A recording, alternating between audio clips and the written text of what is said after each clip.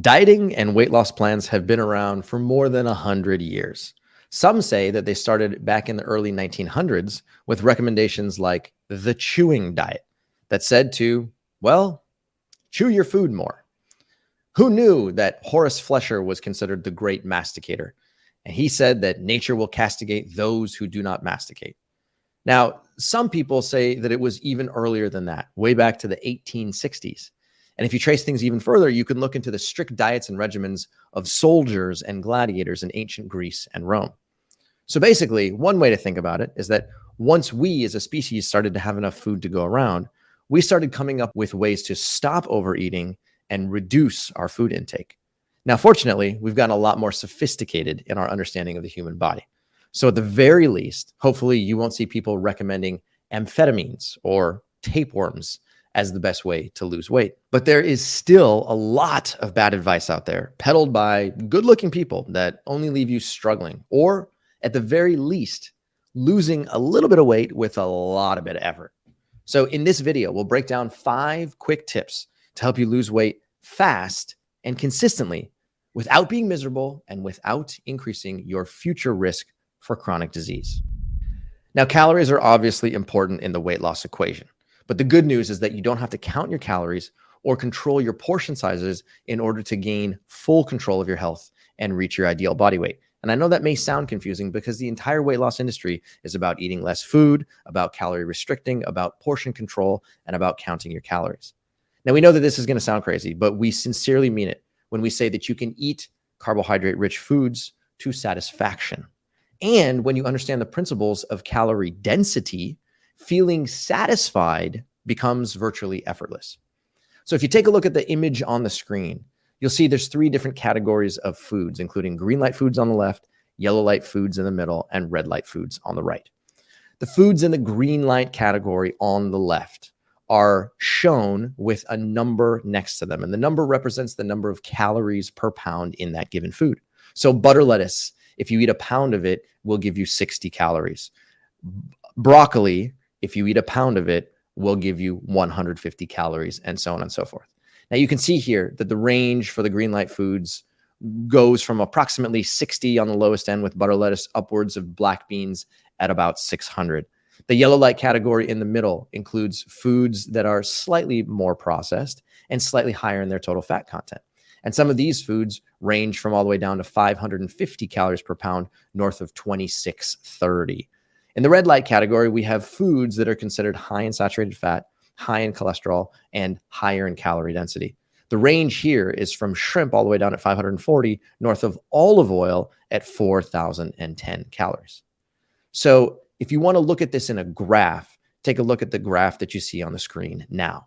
This shows you a distribution of the calorie density of green light foods versus yellow light foods versus red light foods. And as you can see, the green light foods are the lowest in the calorie density region from about 60 to about 600. The yellow light foods span a wider range of calorie density, and the red light foods span the largest. So this number says, okay, if I gave you a pound of food, how many calories would that pound of food contain? And the answer is, well, it depends on what you put in front of me. Okay, if you gave me a pound of red meat versus a pound of chickpeas, the two of them would have a completely different calorie count. But if we make the assumption that you're going to eat approximately the same weight of food per day, then that will help you determine approximately how many calories you can put in to fulfill that weight, depending on the type of food that you're eating. So what you want to do in general is move from the red light category to the yellow light category, and then from the yellow light category to the green light category. And if you can make that migration from red to yellow and from yellow to green, then what that means is that you're decreasing the number of calories per bite that you put into your mouth. And that's a good thing.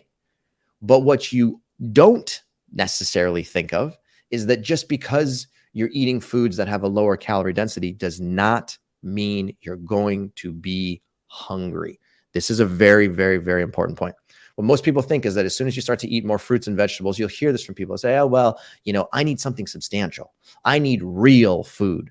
And what that means is that psychologically, they've made the association that if a plate of food doesn't contain a meat or a dairy product, then it's considered not calorie dense enough for them. But that is a purely emotional conclusion. But when we talk about eating green light foods, we recommend eating larger meals, plates that are larger, bowls that are larger, and having more food. And as a result of that, you end up consuming a larger volume of food. You end up taking more bites. And as a result of that, you actually feel full, even though you're inducing a calorie deficit. Now, there's one single factor inside of food that is the most important when it comes to feeling full, and that's called bulk. Bulk is a term given to the combination of water and fiber together, which occupies space in your digestive system when you eat it. And that the increased distension of your digestive system is what mechanically stretches your stomach, your small intestine, and your large intestine. And nerve endings that are embedded into the walls of your stomach, small intestine, and large intestine make a phone call up to your brain and send neurological signals directly to your apostat, which is in your hypothalamus. And it says, hey, by the way, there's something inside of me. Can you reduce your food intake? So your brain responds by saying, okay, cool. There's something inside of me. I can feel that I'm filling with some material. Let me decrease the amount that you feel like you want to eat. And as a result of that, this two-way phone call makes it so that as soon as your digestive system begins to descend, your brain says, okay, let's slow down or even stop eating. Now, scientists believe that because bulk is the most effective satiety signal, the amount of bulk in your food is the single most important determinant of how satisfied you feel after a meal. Okay. Now, you guessed it. All of the green light foods that you saw on the screen earlier are high in bulk. And the red light foods have, well, effectively zero because most of them come from the animal world. So it makes sense to prioritize green light foods and minimize yellow light foods and potentially even eliminate red light foods if possible. I know it's possible because I've done it, and we've coached more than 10,000 people to actually do the same thing. The question is, do you want it to happen? Because if you want it to happen, you can also make it possible. Okay. Now we're going to go to a whole lot more depth on these recommendations in our full piece on calorie density, which you can check out by clicking on the link somewhere on this video. The second tip for you today is to initiate a biological process known as autophagy. Now, autophagy is a biological process that we have evolved with, starting from the times when we were gatherer hunters, not hunter-gatherers, or maybe even before that era. Now, autophagy is a cellular process by which cells in all tissues effectively recycle carbohydrate, fat, protein, glycoproteins, DNA, RNA, and phospholipids. This process is essential for maintaining cellular homeostasis because it allows cells to effectively get rid of damaged or unnecessary organelles, ribonuclear material like DNA and RNA, and fuel storage structures like glycogen and lipid droplets. Now, autophagy has been shown to play a role in a variety of physiological processes, including development, immune function, and aging. In addition, dysregulation of autophagy has been implicated in the development of numerous diseases, including cancers, neurodegenerative disorders, and metabolic disorders. So why should you care about any of this? Because when you fast for an extended period of time, often 12 hours or more, autophagy is initiated in multiple tissues as a global conservation mechanism to recycle cellular material rather than relying on external material. So our gatherer-hunter ancestors had to survive for long periods of time without knowing when their next meal was going to be. Autophagy oxidizes fat contained within lipid droplets, and it also oxidizes glucose contained within the glycogen structure. It also catabolizes or breaks down damaged proteins, damaged DNA, and all of that is good news for you. I want you to think of it as though it's an internal recycling program. And that's good for tissues because it enables them to get rid of damaged material that no longer has a function or could actually be causing a dysfunction of that cell. And the good thing about autophagy is that you can activate it relatively quickly. Here's how you do that, okay? Number one, cut out late night snacks. When you're done eating dinner, you're done eating for the night. Number two, replace your breakfast with tea or with a low-calorie beverage. If you can do those two things, then you'll have 16 hours of fasting underneath your belt approximately. Because from the time you're done eating dinner at, let's say, 8 o'clock p.m. until lunch the next day at about 12 o'clock p.m., that means that you have been not eating food for effectively 16 hours. That's enough to initiate autophagy in tissues all throughout your body, including but not limited to your liver, your muscle, your vasculature, your brain, your kidney, and more. It's very helpful for starting a weight loss regimen, and it's very helpful for maintaining a weight loss regimen. This, my friends, is what's called intermittent fasting. This is just one permutation of many different things that you can try.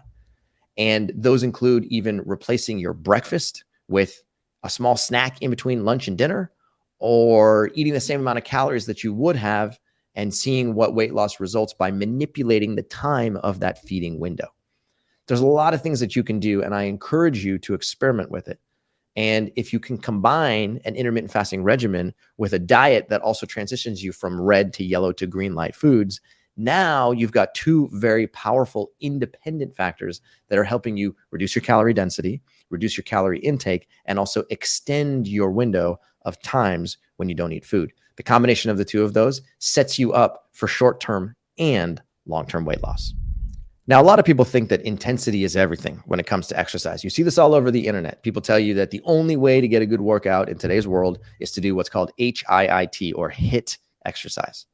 And in order to perform HIIT exercise, you have to just go real hard when you're in the gym and get your heart rate as high as possible, and do that in a sort of sawtooth pattern over the course of anywhere from 8 to 30 minutes. Okay. Or you can do something like going on a 10-mile run as fast as possible, or going on a 30-mile bike, but making sure that your heart rate is very high.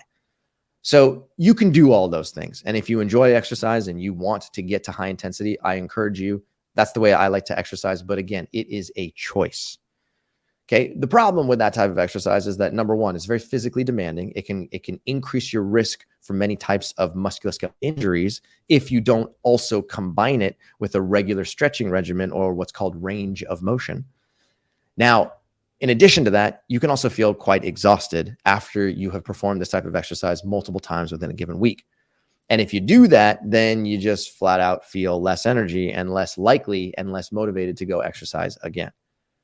So what a lot of people say is they say, well, look, I'm exercising. In fact, I'm exercising harder than ever before, but yet I still can't lose weight. Have you felt this way? Do you feel this way? Because if so, raise your hand.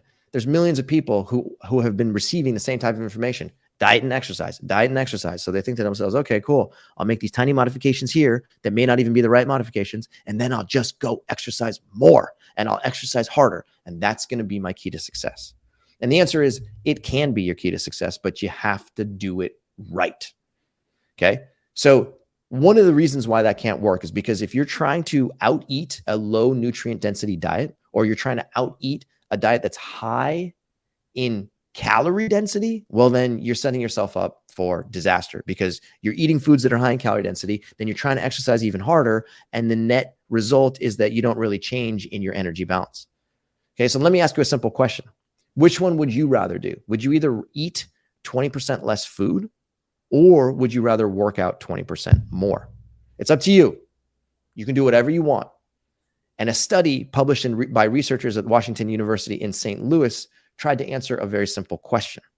They conducted a 1-year randomized control trial in middle-aged lean men and in overweight men and women to evaluate the effect of a body fat reduction induced by one of two things: either increasing your energy expenditure by 20%, which means moving your body 20% more, or by a 20% decrease in energy intake, which means restricting your calorie intake.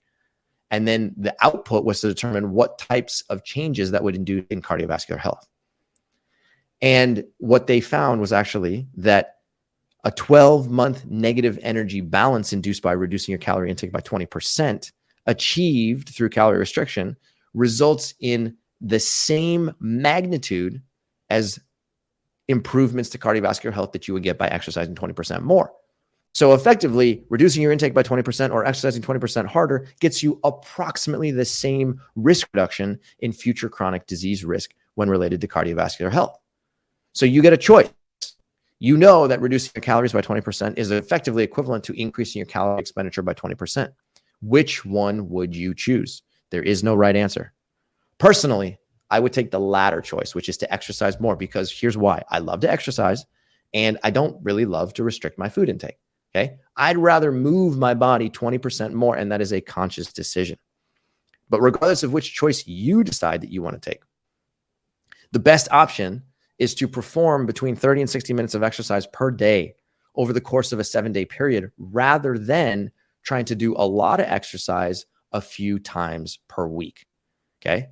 And that brings us to our third major tip, which is to spread out your exercise. Okay. Elevating your heart rate is necessary. And yes, it does burn calories, but shorter bouts of exercise more frequently leads to a higher total volume of exercise over the course of a 7-day period. And that's going to help you stimulate weight loss as long as you don't continue to eat more and more and more in order to compensate for that increased activity. Okay. Now remember this, maintaining a 300 to 500 calorie deficit per day is sufficient to promote consistent weight loss. You're not trying to develop a very large gap in energy deficit. You're trying to create between 300 and 500 calories per day of exercising a little bit more and moving your body just a little bit more and not eating just as much.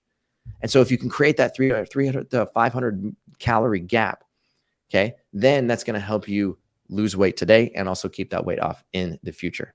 The key number when you're working out in particular for weight loss is to usually think about your overall time spent active, right? It's not about how hard you exercise. It's about the total volume of exercise that you perform over the span of approximately a 7-day period. Okay. So try and commit to moving your body for about 30 minutes per day, or closer to 45 to 60 minutes per day. And when you get some experience under your belt, exercising for 45 to 60 minutes per day is going to feel great. It's going to get you the exact results you're looking for. It's going to help you keep your weight down. It's going to help you feel very active and very limber in your body. And that's exactly what we're going for. Hey, I'm Cyrus Khambatta, co-creator of the Mastering Diabetes Method, which has helped thousands of people reverse insulin resistance and take control of their lives no matter what type of diabetes they're living with. Do you want to know all of our tips, tricks, and secrets? They're right here in our New York Times best-selling book, Mastering Diabetes, which you can find at masteringdiabetes.org/book. If you're ready to master diabetes, pick up a copy today. You won't be disappointed. Now let's move on to tip number 4. And speaking of starting steadily, we understand without question that habit change can be a pain in the butt. It's hard to do. Okay. But habit change is exactly what's going to have to happen in order for you to start a weight loss process if it hasn't already begun. Now, your current lifestyle is perfectly designed to get you the results that you're currently experiencing.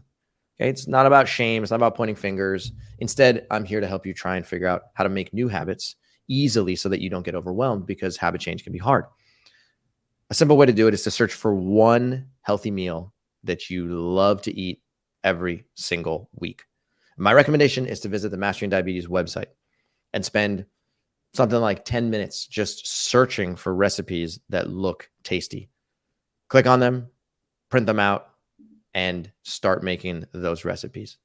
Take a look at the 2 potato hash that you see on the screen right here. All you need is some white potatoes, some sweet potatoes, a couple of vegetables, and follow some simple directions. And you can put them together into incredibly tasty dishes that are high in fiber, high in water, high in bulk, and extremely flavorful. If you can just give yourself the option of creating a couple of new recipes into your life, start with 1 a week, maybe migrate to 2 a week, do things that look exciting, that look colorful, that look fun.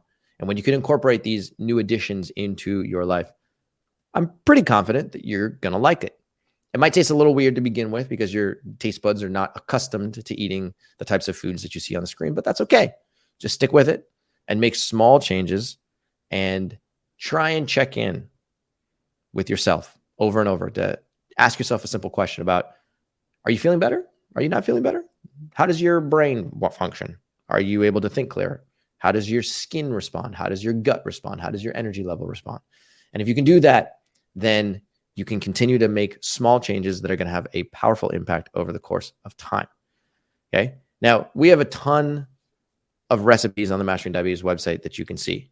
And we also have a ton inside of our weekly meal plan. And thousands of people have told us that they absolutely love receiving new recipes every single week in their inbox that teaches them exactly what foods to make for breakfast, what foods to make for lunch, and what foods to make for dinner. And if you're willing to make these changes, a whole bunch of really fascinating things can start to unfold inside of your lifestyle in a short period of time, including weight loss, including lower blood glucose, including lower cholesterol, including an improved overall lipid profile, and improved, or I should say, reduced chronic disease risk.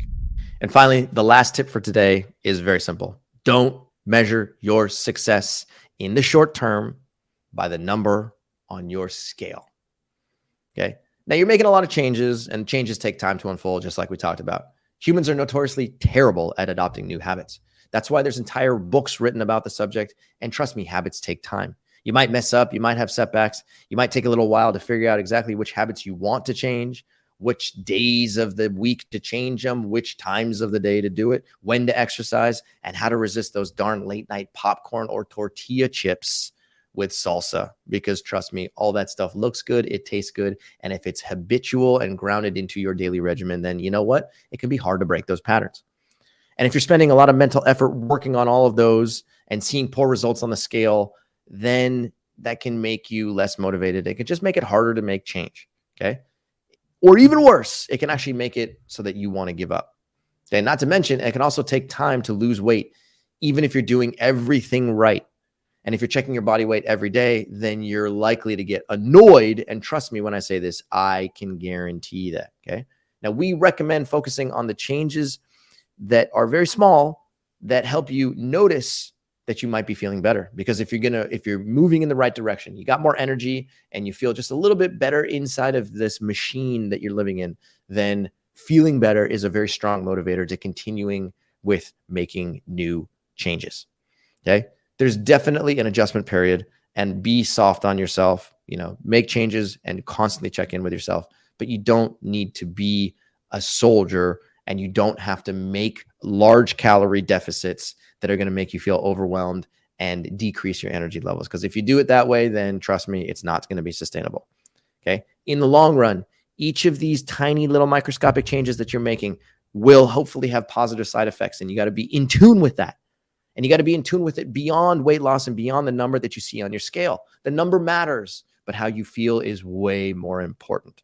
Okay. Learning to love the actual changes that are happening inside of your body, and learning to love the process of actually changing and moving towards improved mental health, improved emotional health, and improved physical health is going to pay off in the long term. The number on your scale is important, but it's just think of it as a convenient side effect that's going to come along for the ride when you're adopting a new lifestyle. Because ultimately, compared to your overall health, the number on the scale matters, but it's about this important. What really matters is your metabolic health and your decreased chronic disease risk, and the fact that you literally just feel better inside of your own body. The people who succeed in the long term are doing this to look good, to fit in a dress, and to impress other people. Sure, fine. There's all a little bit of vanity inside of each one of us, but that's not the primary motivator. The primary motivator is that they're doing it because they want to have the ability to feel good inside of their body and actually operate inside of a biological machine that makes sense. So if you're interested in being mentally fit and physically fit and emotionally fit, then you're going to have to make small changes and compound those changes over the course of time, because that's the way to make long-lasting change. So let's take a quick recap here of all of the 5 tips that we've talked about today, because they're not complicated, but they just require that you start moving in the right direction. First, focus on eating foods that are lower in their calorie density. Try and go from red light to yellow light, and then yellow light to green light. And when you can focus on calorie density and not calorie counting, that can go a very long way. You're aiming for foods that you can eat more of, not aiming for foods to subtract. Secondly, I want you to tweak your meal schedule so that you can activate this thing called autophagy. Autophagy is your friend. It's a cellular recycling program that you want on your side. And this is actually easy to do, because you don't have to cut out necessarily multiple meals within a day. You just got to rearrange the puzzle pieces so that you can induce approximately a 16-hour fasting period. And I know you can do that.